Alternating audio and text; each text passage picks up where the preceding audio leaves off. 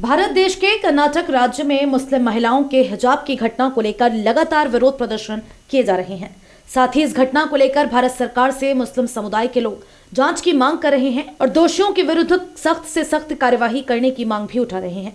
पूरे देश के साथ साथ जनपद मुरादाबाद में भी इस घटना को लेकर मुस्लिम समुदाय के लोग विरोध जाहिर कर रहे हैं। बुर्का विवाद में शुक्रवार को अगवानपुर में विरोध प्रदर्शन हुआ। नमाज के बाद लोग सड़क पर उतरे और इस मामले को तूल देने वालों को समाज में नफरत फैलाने का आरोपी माना। भीड़ ने नारे लगाए और मामले को बेवजह उछालने का विरोध किया।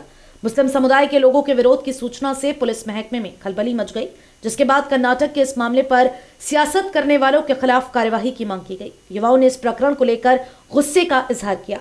इस दौरान अगवानपुर नगर पंचायत के बुद्धिजीवी व सामाजिक संस्थाओं से जुड़े लोग भी भारी संख्या में मौजूद रहे।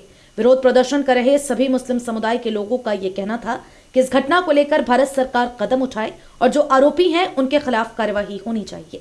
असल में हम लोग अगवानपुर में हैं जी, और ये अगवानपुर का बड़ा मदरसा है, मदरसा कादरिया सुल्तानिया जी, करबरा रोड पे पड़ता है जी। और आज हम लोगों ने यहाँ पे जमा हुए हैं और जमा होने का मकसद ये है कि जो कर्नाटक में ख़वातीन के ताल्लुक़ से जो हमारी बहनें हैं जी, और उनको टारगेट किया गया है पर्दे के हवाले से, हिजाब के ताल्लुक़ से कि वो पर्दा ना करें, हिजाब ना बांधें, जबकि वो स्कूल जो कर्नाटक में है उसको चलते हुए तकरीबन 70 साल का ज़माना गुजर गया है। 1949 में वो चालू हुआ था और जब से लेकर के आज तक हमारी माँ और बहनें जो भी लगती होंगी पहले भी फारिग हो गई और वो पर्दे के साथ में, हिजाब के साथ में वहाँ जाती थी, लेकिन अब मना किया गया है। तो आखिर इसके पीछे राज क्या है, ये सोचने वाली बात है। तो कोई भी वजह नहीं है, सीधी सीधी वजह है। सब मुसलमान समझते हैं और हमारे गैर मुस्लिम भाई भी अच्छी तरह से समझ रहे हैं कि ये सिर्फ सियासत की खातिर किया गया है, वोट बटोरने की खातिर किया गया है, और इसके पीछे कौन सी ताकतें हैं ये भी सब लोग समझते हैं। जो भगवा रुमाल डाल करके लोग वहाँ घूम रहे हैं, जबकि वो बच्ची के जो कि अल्लाह अकबर के नारे लगाती हुई वो जो स्कूल में दाखिल हुई और उसके मुकाबले पे 20 लड़के नौजवान, उसका ख़ुद का कहना ये है कि वो स्टूडेंट्स उस स्कूल के नहीं थे, जबकि मैं एक ज़माने से पढ़ रही हूँ। वहाँ कुछ बच्चे उसमें ऐसे थे, अक्सरियत बताई गई कि ज़्यादातर ऐसी थी जो कि उस स्कूल की है ही नहीं।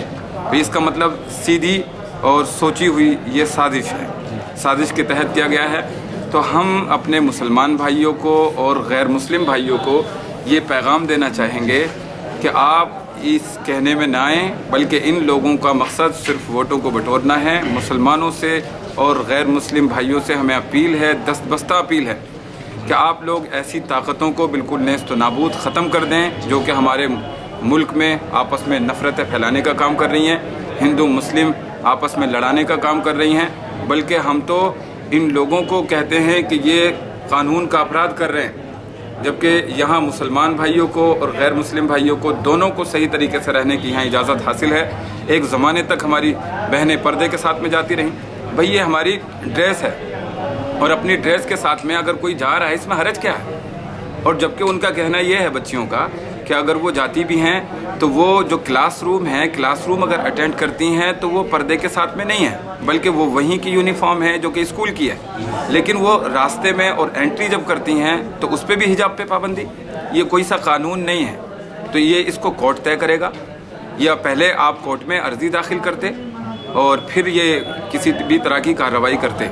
लेकिन जब कोर्ट का कोई भी मामला नहीं है और ये कानून इसकी इजाज़त देता है तो ये बिल्कुल उनका कहना सही है। और उस बच्ची ने अपनी हिम्मत दिखाई है और उसकी हिम्मत को हम सलाम करते हैं, सैल्यूट करते हैं। बल्कि हर गैर मुस्लिम भाई को भी उसे सलाम करना चाहिए कि इतनी हिम्मत एक लड़की में कैसे पैदा हुई, ये उसकी तालीम है।